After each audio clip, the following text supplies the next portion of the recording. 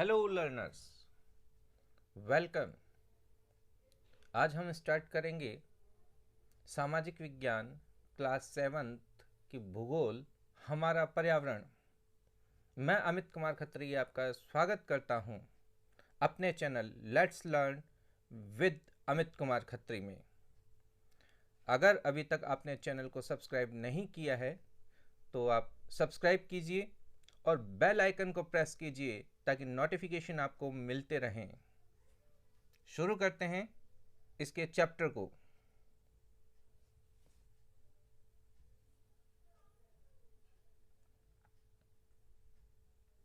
अगर हम सबसे पहले इसके इंडेक्स के बारे में बात करें तो जो फर्स्ट चैप्टर है वो है पर्यावरण यानी कि एनवायरनमेंट, और हम सबसे पहले इसी चैप्टर पर डिस्कशन करने वाले हैं। इस एनवायरनमेंट के बारे में जानेंगे। अगर हम इस एनसीईआरटी की बुक पर डिस्कशन करें तो एनसीईआरटी में बहुत इजी वे में बताया गया है, एकदम बेसिक से बताया गया है, और इन बेसिक कॉन्सेप्ट को ही हम कवर करेंगे। आगे की जो सीरीज होगी आने वाले समय में हम इस एनवायरनमेंट को मॉडरेट लेवल पर भी लेकर के जाएंगे, लेकिन अभी हाल फिलहाल हम सिर्फ और सिर्फ क्लास 7th स्टैंडर्ड के अकॉर्डिंग ही इसको कवर करेंगे।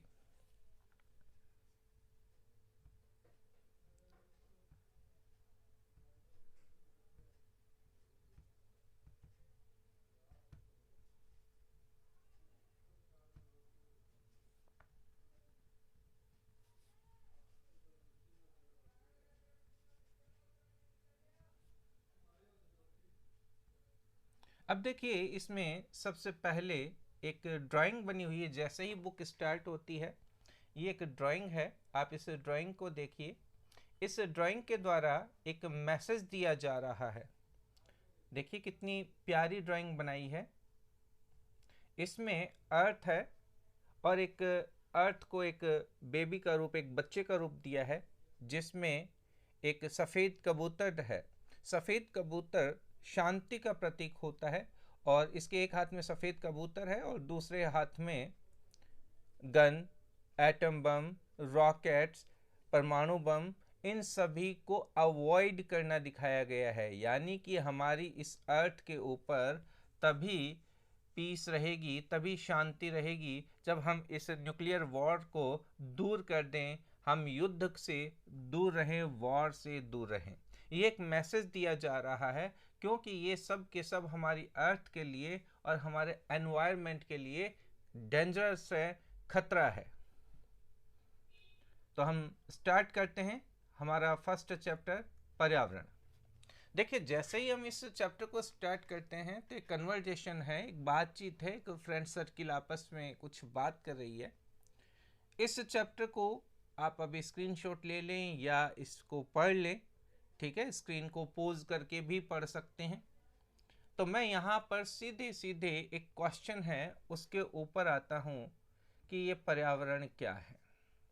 देखिए, यहाँ पर सीधा सीधा एक क्वेश्चन है, पर्यावरण क्या है। चलो बैकग्राउंड बता ही देता हूँ। देखिए, लंबी छुट्टियों के बाद एक रवि नाम का जो बच्चा है वो स्कूल जा रहा है।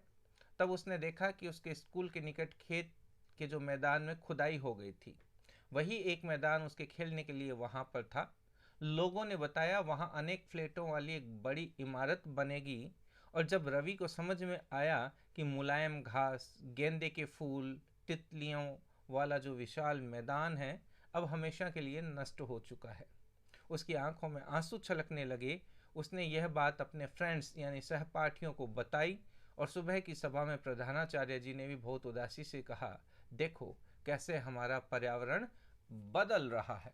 तो अगर हम देखें कि जो इसमें सीन क्रिएट किया गया है वो एक सीन यही है कि एनवायरनमेंट क्या है, पर्यावरण क्या है। तो कक्षा में पहुंचकर रवि ने टीचर से यही क्वेश्चन किया। तो टीचर ने कहा, आप जो भी अपने आसपास देखते हो वह सब पर्यावरण है। परि और आवरण, परि का मतलब हमारे चारों तरफ। अगर आप इसका संधि विच्छेद कर दें, हिंदी में जो संधि विच्छेद आपने पढ़ी है तो आप इसको देखोगे, परि प्लस आवरण, इसका संधि विच्छेद बनता है। परि यानी हमारे चारों ओर, तो अब ये जो बच्चा है रवि, ये पूछता है, इसका अर्थ है स्कूल, भवन, मेज, कक्षा में रखी कुर्सियां, यहाँ तक कि खुला मैदान, सड़क, कूड़ा करकट, मेरे दोस्त, ये सभी हमारे पर्यावरण के अंग हैं। तो अब टीचर कहता है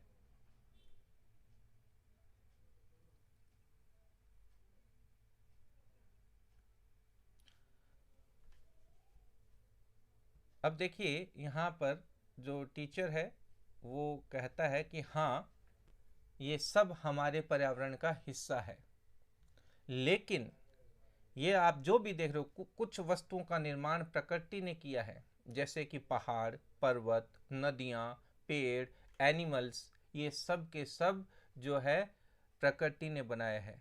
जबकि अगर हम देखें, सड़कें, मकान, कार, किताब, ठीक है, ये सब मनुष्य ने बनाया है।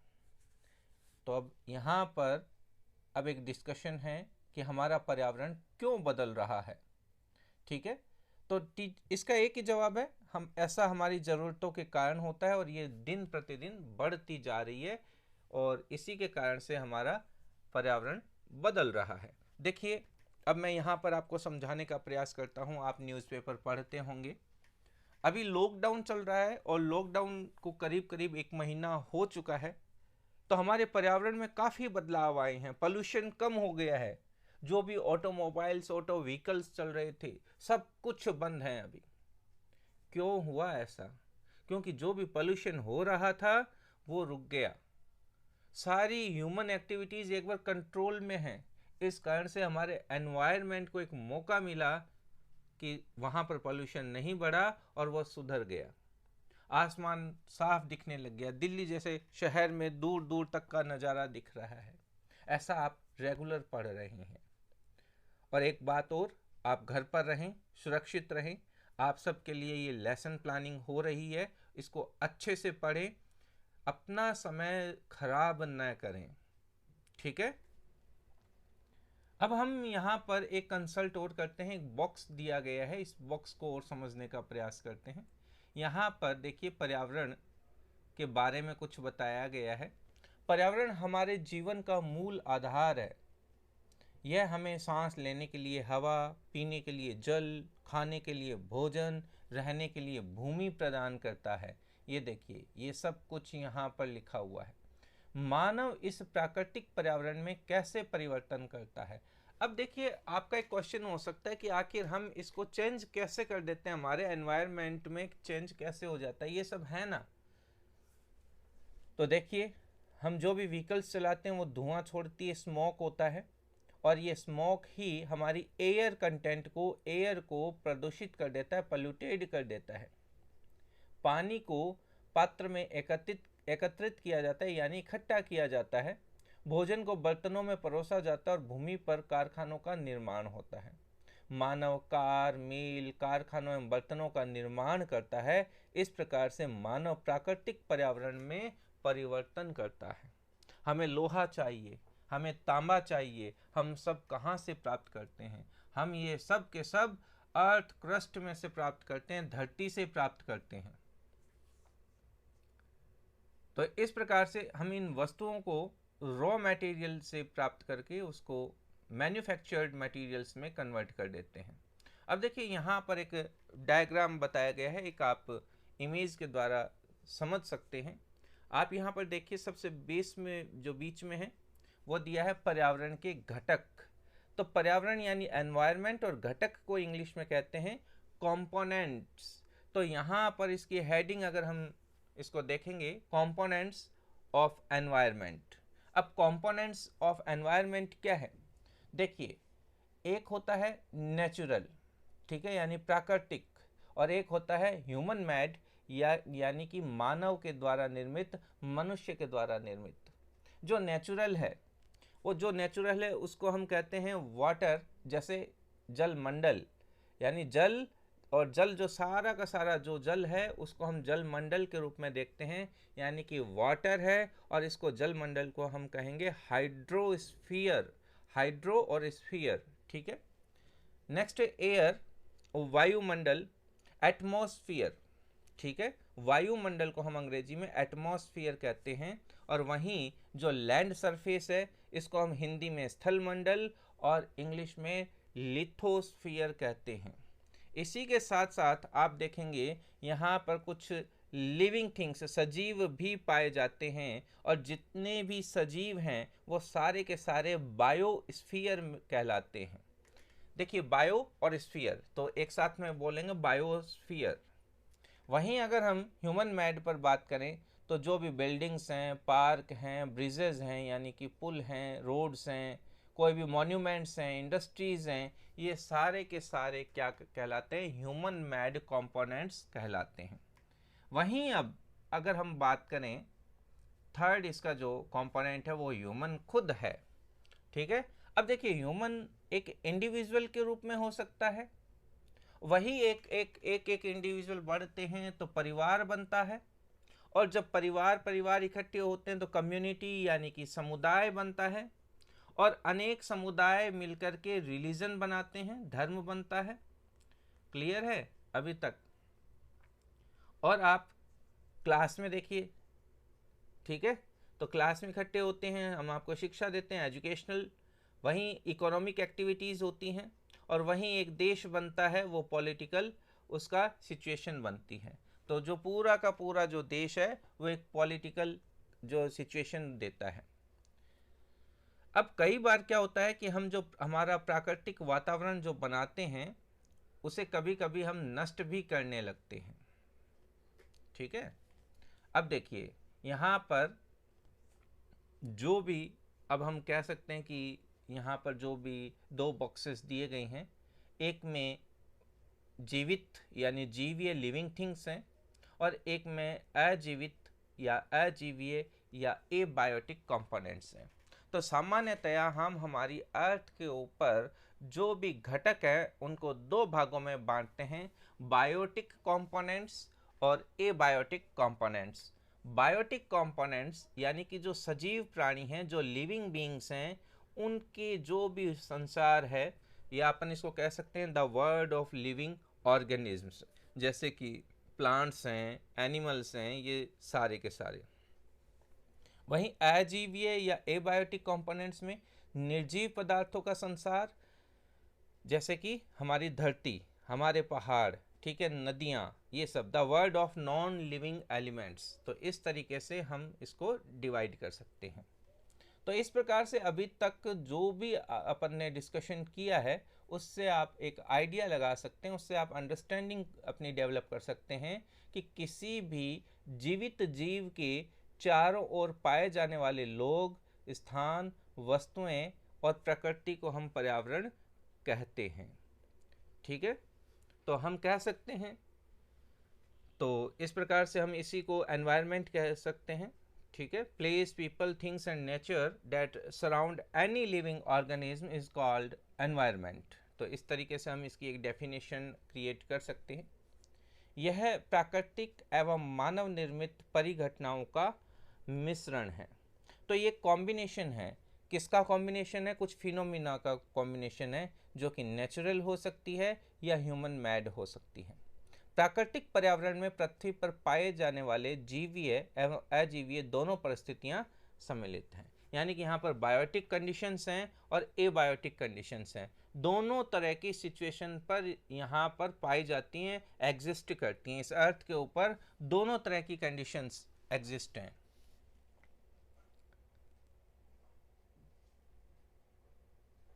अब यहाँ पर जबकि मानवीय पर्यावरण में मानव की परस्पर क्रियाएं, उनकी गतिविधियां, उनके द्वारा बनाई गई रचनाएं सम्मिलित हैं। तो ये यहाँ पर ये समझाना चाह रहे हैं कि जो हमारा नेचर है, जो हमारा एनवायरनमेंट है, वहाँ पर बायोटिक और एबायोटिक दोनों कंडीशंस हैं, जबकि जो ह्यूमन मेड है वहाँ पर उसकी आपस की क्रियाएं इंटरेक्शन करती हैं। ठीक है, आपस की जो भी एक्टिविटीज़ हैं। नेक्स्ट हम बात करते हैं प्राकृतिक पर्यावरण, नेचुरल एनवायरनमेंट। अब यहाँ पर एक ये जो वर्ड है हमारा, इसकी वर्ड का ओरिजिन किस तरीके से हुआ है।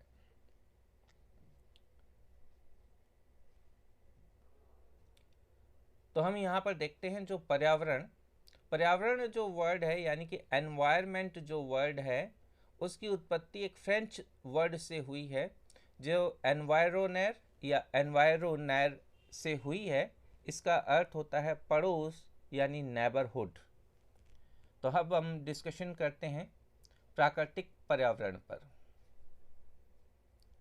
तो नेचुरल जो एनवायरनमेंट, ठीक है, नेचुरल एनवायरनमेंट पर अब अपन डिस्कशन स्टार्ट करते हैं। तो देखिए, भूमि यानी कि लैंड, जल, वायु, पेड़ पौधे एवं जीव जंतु मिलकर प्राकृतिक पर्यावरण बनाते हैं। स्थलमंडल, ठीक है, जलमंडल, स्थलमंडल लिथोस्फीयर, जलमंडल हाइड्रोस्फीयर, वायुमंडल एटमॉस्फेयर, जैवमंडल बायोस्फीयर से आप पहले से ही परिचित होंगे। आइए अब हम इनके संबंध में कुछ और तथ्यों की जानकारी प्राप्त करते हैं, कुछ और इनके बारे में जानकारी हासिल करते हैं।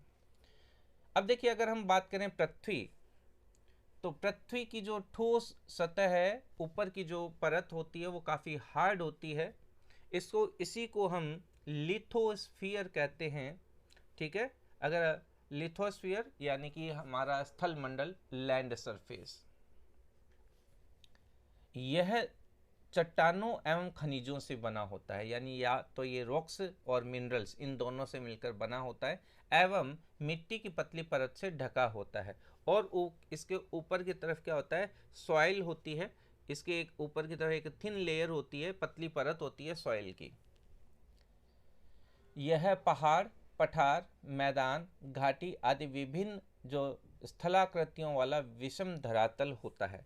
अब देखिए, ये जो भी हमारा जो लैंड सरफेस है, ये लैंड सरफेस इरेगुलर सरफेस होती है, क्योंकि यहाँ पर माउंटेन्स है, प्लेटू है, प्लेन्स हैं, वैलीज़ हैं। इस तरीके से हम कहेंगे कि ये बहुत सारी जो वेरियस लैंड फॉर्म्स हैं और अलग अलग तरह की हैं, इसलिए ये वेरीज करती हैं, एक समान नहीं हो सकती। ये स्थलाकृतियाँ महाद्वीपों, अब ये जो भी स्थलाकृतियाँ, इसका मतलब हो गया कि ये जो भी लैंड फॉर्म्स हैं, महाद्वीप यानी कि कॉन्टिनेंट्स हैं, ठीक है। तो ये स्थलाकृतियाँ महाद्वीपों के अलावा महासागर की सतह पर भी पाई जाती हैं। अब देखिए, ये लाइन आपको ये कह रही है कि ये जो भी इतनी चीज़ें अपन ने देखी, जो गहरी खाइयाँ हैं, ठीक है, या प्लेटू है, प्लेन्स हैं, माउंटेन्स हैं, वैलीज़ हैं, इस तरीके की सिर्फ और सिर्फ लैंड पर ही नहीं है। हमारा जो भी ओशियंस हैं, ओशियन का जो फ्लोर है वो भी एकदम प्लेन नहीं है। वहाँ पे कई सारी ट्रेंचेज हैं, कई सारी खाइयाँ हैं, बड़े बड़े जो असमतल लैंड सरफेस है, ठीक है। देखिए, पानी हमारे उस लैंड सरफेस पर ही इकट्ठा है, लेकिन वो जो पानी है लैंड सरफेस काफ़ी नीचे है और वहाँ पर पानी इकट्ठा होया हुआ है, तो वो लैंड सरफेस प्लेन नहीं है। अब यहाँ पर स्थल मंडल वह क्षेत्र है जो हमें वन, कृषि एवं मानव बस्तियों के लिए भूमि, पशुओं को चरने के लिए घास स्थल प्रदान करता है। ये खनिज संपदा का भी एक स्रोत है। स्थल मंडल यानी कि लिथोस्फीयर। अब ये लिथोस्फीयर क्या है? तो lithosphere is the domain that provides us forest, grasslands for grazing, land for agriculture and human settlements. It is also a source of mineral wealth. तो इस तरीके से हम कह सकते हैं कि मिनरल वेल्थ है, हमारा जो भी मिनरल्स हमें मिलते हैं सब के सब हमें इस अर्थ से मिलते हैं, इस लैंड से मिलते हैं। हमारे जो भी ग्रास लैंड्स हैं, जो यानी कि एनिमल्स की ग्रेजिंग के लिए, वो सब यहीं पर मिलते हैं। इस तरीके से ये पूरा लैंड सरफेस लिथोस्फीयर कहलाता है।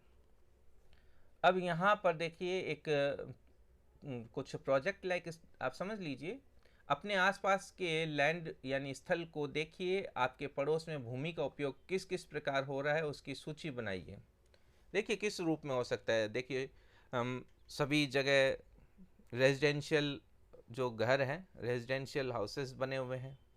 इसके अलावा हो सकता है कहीं पे स्कूल हो, कोई ऑफिस बना हुआ हो, कोई शॉप बनी हुई हो सकती है, कॉफ़ी शॉप हो सकता है, होटल हो सकता है, ठीक है, हॉस्पिटल हो सकता है। इंडस्ट्री लगी हुई हो सकती है, कोई छोटी फैक्ट्री हो सकती है। ये अब आप देखिए कि अब आप खुद एक इसकी लिस्ट बनाइए कि क्या क्या इस लैंड का यूज हो रहा है। अब देखिए यहाँ पर एक डायग्राम है। ये डायग्राम आपको बता रहा है पर्यावरण के क्षेत्र, यानी डोमेन्स ऑफ द एनवायरमेंट। अब ये क्या कह रहा है, जलमंडल है, यानी कि देखिए इस लैंड के ऊपर क्या होता है, अपन को पानी वाला हिस्सा दिखाई देता है, पानी भी है, यानी कि ये हिस्सा कहलाता है हाइड्रोस्फीयर। एक हिस्सा आकाश वाला दिखाई दे रहा है, यानी कि वायुमंडल है, यानी एटमॉस्फेयर है। और एक लैंड सरफेस दिखाई दे रही है, यानी कि स्थल मंडल है। ठीक है, यानी लिथोस्फीयर है। हमारे एनवायरनमेंट में हमारे लैंड को इस 3 टाइप में एक बार हम डिवाइड करते हैं, हाइड्रोस्फीयर, एटमॉस्फेयर और लिथोस्फीयर। इन तीनों पर जहां जहां तक लिविंग बीइंग पाया जाता है, जहां जहां तक, देखिए ओशियन के एकदम गहराई में, एकदम डीप में नहीं पाए जाते हैं, कुछ सतह, कुछ नीचे तक ही। अगर हम स्काई की बात करें तो ऊपर ऊपर देखते जाएं तो आखिर में स्पेस आ जाएगा, अंतरिक्ष आ जाएगा, वहां तक लिविंग बीइंग नहीं है। तो जितनी ऊंचाई तक लिविंग बीइंग पाए जा सकते हैं, देखिए ऊपर सिर्फ बर्ड्स उड़ान भरते हैं, ठीक है, या फिर एरोप्लेन जाता है, तो वो जहाँ भी लिविंग बीइंग प्रेजेंट है वहाँ तक। और लैंड फॉर्म पर जहाँ जहाँ पर जो है लिविंग बीइंग है, वो सारा का सारा इन तीनों का एक पार्ट, देखिए यहाँ पर लिखा हुआ है जैव मंडल, बायोस्फीयर।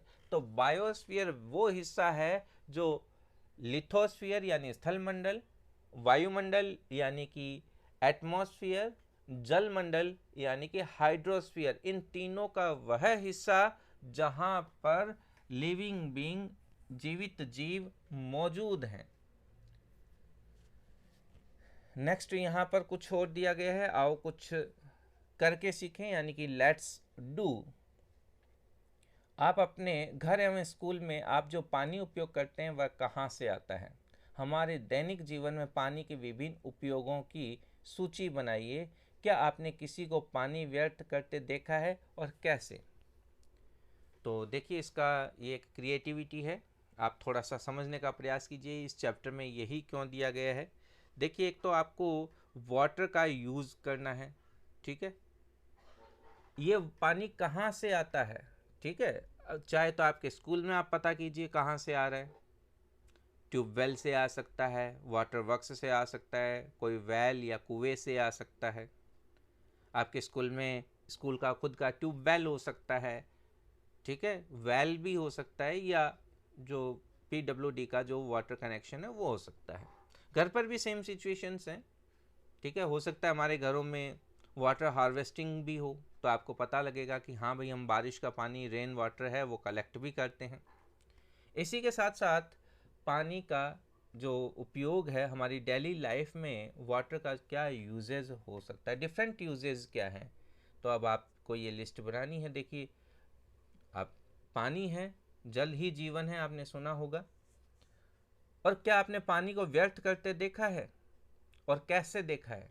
तो देखिए बहुत बार हमने देखा है कि नल चालू रह जाता है, ठीक है, बाहर जो नल कई बार घरों के बाहर होते हैं, कई बार मोहल्ले में कॉर्नर पर होते हैं लोगों ने, या जो प्याऊ वगैरह होती है जहाँ से हम पानी पीते हैं वहाँ पर पानी वेस्टेज होता रहता है। तो जहाँ भी अगर हम ऐसा देखें तो एक सिविलियन के तौर पर हमें वो नल बंद कर देना चाहिए। तो आगे से आप भी ध्यान रखें, ज़रूर ध्यान रखें। इसके बाद में हम देखते हैं एक और एक्टिविटी यहाँ पर है, आओ कुछ करके सीखें। स्कूल जाते समय आसमान को देखें, ध्यान दें कि दिन कैसा है, वर्षा हो रही है, आसमान में बादल हैं, तेज़ धूप है या कोहरा है, ठीक है, यानी कि जो आपका वेदर है वो क्लाउडी है, रेनी है, शनी है या फिर फोगी है। तो ये अब आप आइडेंटिफाई कीजिए, रोज़ाना आप इस तरीके से देख सकते हैं।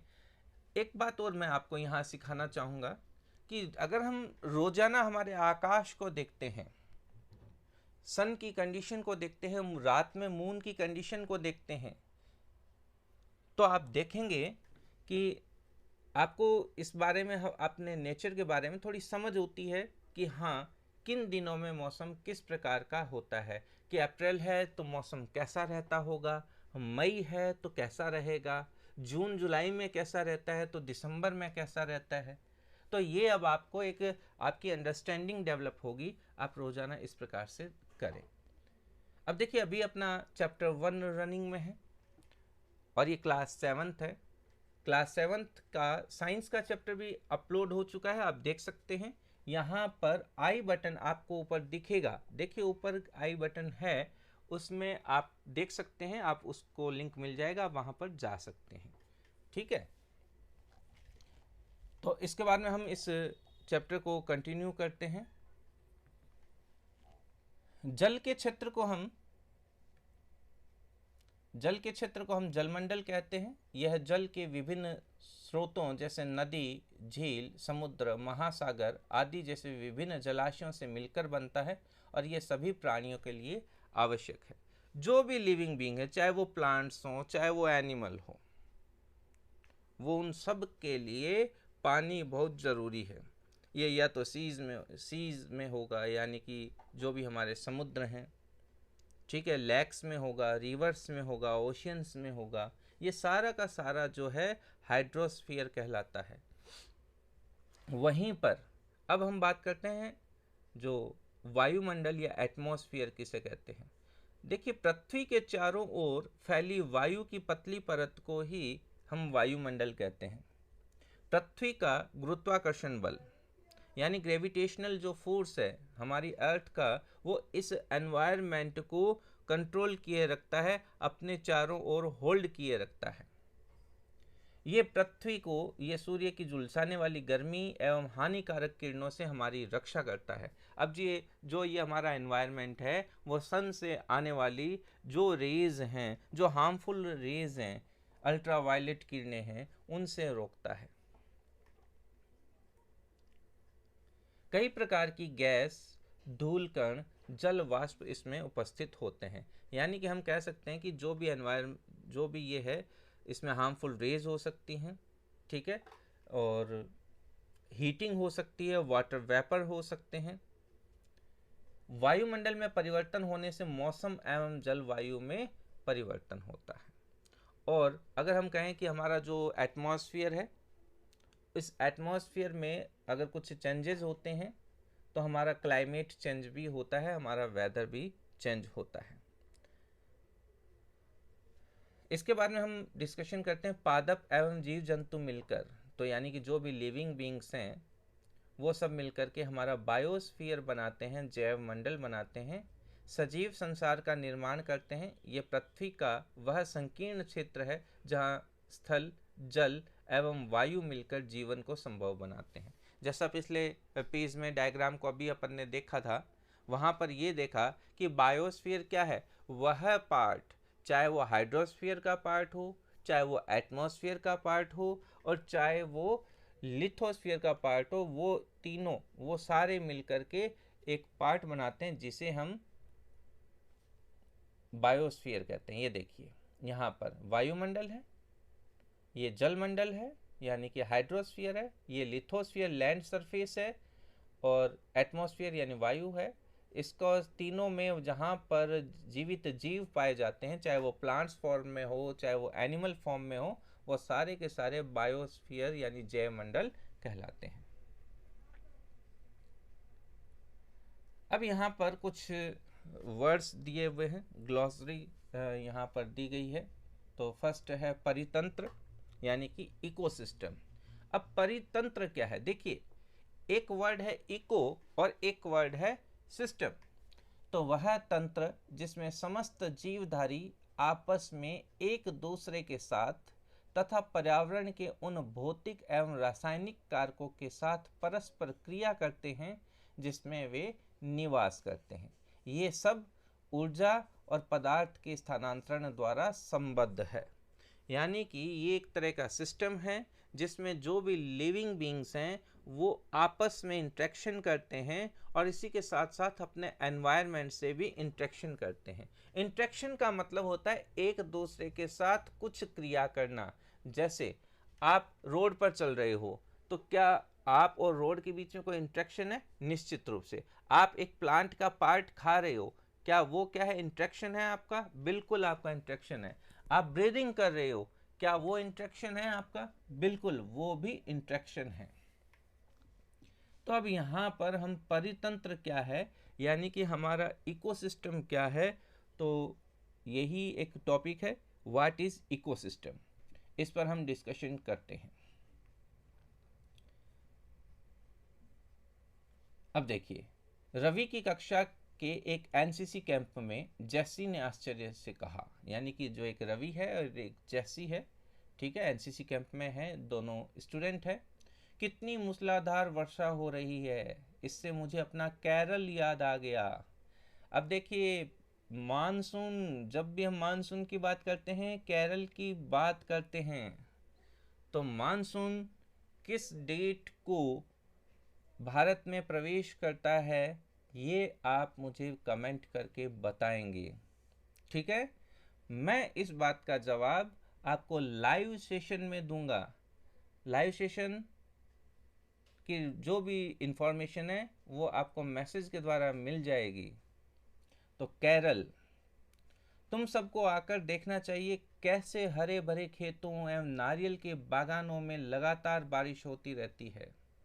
तो इसका मतलब वहाँ पर खूब बारिश होती है। अब एक बात और, सबसे ज़्यादा बारिश भारत में कहाँ पर होती है, ये भी बताएंगे। मैं इसका जवाब भी लाइव सेशन में दूंगा। लाइव सेशन 26 अप्रैल को, रविवार को, यानी कि कल है, ठीक है। तो आप सभी देखना, उसमें इन दो बातों पर जरूर कंसल्ट करूंगा मैं। तभी जैसलमेर के रहने वाले हीरा, यानी कि एक बच्चा है हीरा जो जैसलमेर का रहने वाला है, उसने आश्चर्य से कहा, हमारे यहाँ वर्षा होती ही नहीं है। हमें तो दूर दूर तक केवल कीकर एवं रेत ही नजर आते हैं, ठीक है, लेकिन वहाँ ऊंट भी तो मिलते हैं।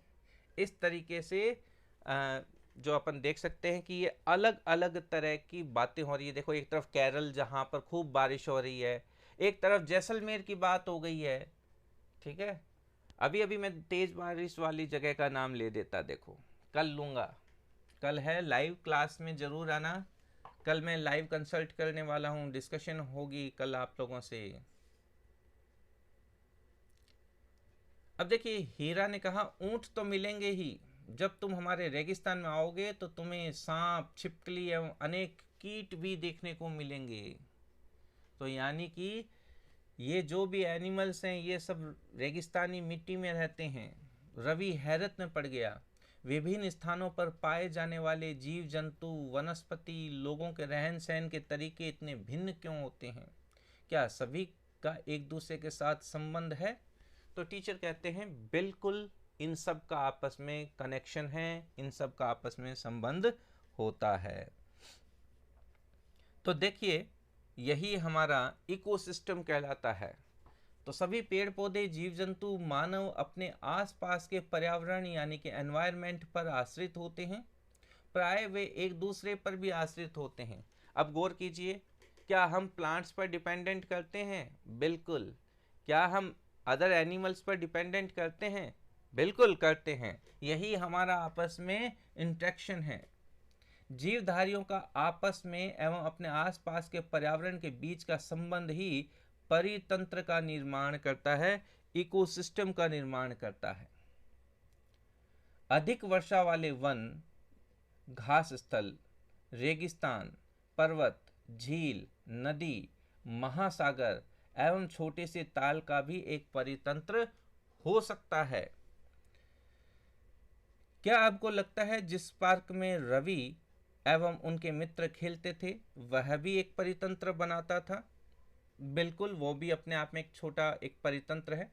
अब यहाँ पर कुछ बॉक्स हैं, इस बॉक्स पर हम कंसल्ट करते हैं कि प्रत्येक वर्ष 5 जून को विश्व पर्यावरण दिवस मनाया जाता है, ठीक है। तो एनवायरनमेंट डे जो है हमेशा 5 जून को सेलिब्रेट करते हैं। फिर एक शब्द और आया है, वस्तु विनिमय पद्धति, ठीक है, बार्टर सिस्टम। यानी ये क्या है? ये एक ऐसा सिस्टम है व्यापार का, अपन कह सकते हैं बिजनेस का एक ऐसा सिस्टम है, ये वस्तुओं की अदला बदली पर डिपेंड करता है। It is a trade in which goods are exchanged without the use of money. ये एक ऐसा व्यापार है या वस्तुओं की अदला बदली का व्यापार है जिसमें धन का प्रयोग नहीं होता है। फिर हम बात करते हैं मानवीय पर्यावरण। तो ह्यूमन एनवायरनमेंट की हम बात करते हैं। तो मानव अपने पर्यावरण के साथ पारस्परिक क्रिया करता है, ठीक है, पारस्परिक क्रिया यानी कि इंटरेक्शंस करता है अपने पर्यावरण के साथ, और उससे अपनी आवश्यकता के अनुसार परिवर्तन करता है, और अपनी जो भी रिक्वायरमेंट हैं, ज़रूरतें हैं, उसके अकॉर्डिंग उसमें कुछ चेंजेस करता है। प्रारंभिक मानव ने स्वयं को प्रकृति के अनुरूप बना लिया था। उसका जीवन सरल था एवं आसपास की प्रकृति से उसकी आवश्यकताएं पूरी हो जाती थी। समय के साथ साथ कई प्रकार की आवश्यकताएं बढ़ी। मानव ने पर्यावरण के उपयोग और उसमें परिवर्तन करने के कई तरीके सीख लिए। उसने फसल उगाना, ठीक है, पशु पालना, स्थायी जीवन जीना सीख लिया। देखिए पहले क्या था, पहले वो घूमता रहता था एक जगह से दूसरी जगह, ठीक है। उसके बाद में उसने क्या सीखा, एक जगह पर रहना सीख लिया, यानी डोमेस्टिकेट होना सीखा। डोमेस्टिकेट एनिमल्स है, ग्रो क्रॉप्स है, और एक सेटल्ड लाइफ को सीखा। उसके बाद में अपन देखते हैं पहिए का आविष्कार हुआ, यानी उसने व्हील का जो है इन्वेंशन किया। आवश्यकता से अधिक अन्न उपजाया गया। वस्तु विनिमय पद्धति का विकास हुआ। मान लो एक के पास दूध है, और हो सकता है एक के पास राइस हो, एक के पास लेदर से बनी हुई चीज़ें हों, पर उस वक्त तक पैसा यानी मनी जो है, मनी का इन्वेंशन नहीं हुआ था। तो वो बार्टर सिस्टम के द्वारा या वस्तु विनिमय के द्वारा जो है ट्रेड किया करते थे, व्यापार किया करते थे, एक दूसरे से सिर्फ वस्तुओं के बदले अपनी वस्तुएं लेन देन कर लेते थे। उसके बाद में व्यापार आरंभ हुआ एवं वाणिज्य का विकास हुआ, ठीक है, इस तरीके से हम कह सकते हैं।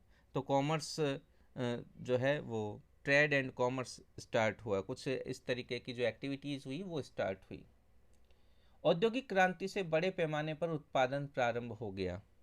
तो धीरे धीरे हम देखते हैं इंडस्ट्रियल रिवोल्यूशन हो गया। इंडस्ट्रियल रिवोल्यूशन को हम हिस्ट्री के पार्ट में पढ़ेंगे, तो जब भी उसके चैप्टर को अपन देखें, जब भी मैं अपलोड करूं तो आप ज़रूर देखना उसको। इंडस्ट्रियल रिवोल्यूशन, औद्योगिक क्रांति से बड़े पैमाने पर उत्पादन प्रारंभ हो गया, ठीक है, परिवहन तेज गति से प्रारंभ हो गया। सूचना क्रांति यानी कि आईटी सेक्टर, इंफॉर्मेशन टेक्नोलॉजी ने पूरे विश्व में संचार सहज और द्रुत हो गया। आप सोचिए आज तो हम एक मोबाइल के द्वारा मैसेज कर देते हैं। आप उस समय का इमेजिन कीजिए जब एक व्यक्ति एक जगह से दूसरी जगह पर मैसेज पहुंचाया करते थे। क्या आप जानते हैं आप गर्मी में रसीला तरबूज एवं सर्दी में भुनी हुई मूंगफली खाना क्यों पसंद करते हैं? प्राकृतिक एवं मानवीय पर्यावरण के बीच सही संतुलन होना आवश्यक है। देखिए गर्मी में जैसा कि आप जानते हैं हमारे बॉडी के अंदर वाटर रिक्वायरमेंट बढ़ जाती है, टेम्परेचर हाई है, तो उस समय हमें फैटी जो भी सप्लीमेंट है वो पसंद नहीं आएगा। उस समय हमारा जो डिज़ायर होगी, जो इच्छा होगी वो ये रहेगी हम ठंडा ठंडा कुछ खाएं, कुछ लिक्विड टाइप का लें, जूस लें। वहीं अगर हम सर्दियों में हमारे बॉडी की जो एनर्जी है कुछ एक्स्ट्रा, उस सर्दी से बचने के लिए एक्स्ट्रा खर्च हुई हुई होती है, तो हमारी बॉडी को एनर्जी चाहिए। उस समय हमारी इच्छा होती है कि हाँ मूंगफली खाएं, और मूंगफली में थोड़ी फैट भी होती है, प्रोटीन जो कंटेंट भी होता है। इस तरीके से हम कह सकते हैं कि हाँ वो ज़्यादा एनर्जी हमें प्रोवाइड करवाते हैं। मानव को पर्यावरण के साथ समरसता से रहने एवं उसका उपयोग सीखना चाहिए। तो हम हमारे नेचर के साथ ज़्यादा खिलवाड़ न करें, उसको नुकसान न पहुंचाएं। वहीं पर देखिए अब आगे है, रवि की कक्षा में मिजोरम की एक लड़की है नूरी। अब देखिए आपने इस चैप्टर में केरल के बारे में डिस्कशन किया, ठीक है, जैसलमेर का नाम आया, वहीं मिजोरम का नाम आया। इसी के साथ साथ एक उस जगह का भी नाम आएगा जहां पर भारत में सबसे ज़्यादा बारिश होती है। मैं नाम नहीं लूँगा, नाम सिर्फ और सिर्फ कल की लाइव क्लास में।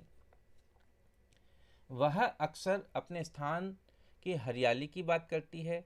खेल का मैदान नष्ट होने के कारण रवि की उदासी देखकर नूरी ने आने वाली जो छुट्टियां हैं उसमें अपने घर मिजोरम आने को कहा। रवि के शिक्षक ने सभी बच्चों से कहा छुट्टियों में वे जिन स्थानों पर जाएं वहां के भूदृश्य, घरों एवं लोगों के क्रियाकलापों का चित्र बनाकर लाएं। तो वो देखिए भाई, टीचर तो आपको प्रोजेक्ट देंगे ही देंगे, उनका काम भी है और उनको यही सब कुछ वो करते हैं, वो इसी के द्वारा आपको सब कुछ सिखाते हैं। तो उन्होंने कहा कि भाई जहाँ भी आप जा रहे हो, ड्यूरिंग द हॉलीडेज़ आप जहाँ भी जा रहे हो, वहाँ पर किस तरीके के जो लैंड सीन हैं, लैंडस्केप्स हैं, हाउसेस हैं, वहाँ के जो पीपल हैं वो किस तरीके की एक्टिविटी करते हैं, इसी पर वो एक प्रोजेक्ट उनको दे दिया। तो ठीक है, इसी के साथ अपना चैप्टर फिनिश हो चुका है। तो अब हम मिलेंगे अगले चैप्टर में। आप इस चैनल को सब्सक्राइब कीजिए, लाइक कीजिए, शेयर कीजिए। क्लास 7 के साइंस का एक चैप्टर अपलोड है और आने वाले समय में बहुत जल्द और भी चैप्टर अपलोड कर दिए जाएंगे। बेल आइकन को प्रेस कीजिए ताकि आपको नोटिफिकेशन मिलते रहें। लाइव क्लास को ज़रूर अटेंड कीजिए ताकि आपको कुछ सीखने को मिलेगा। Thank you.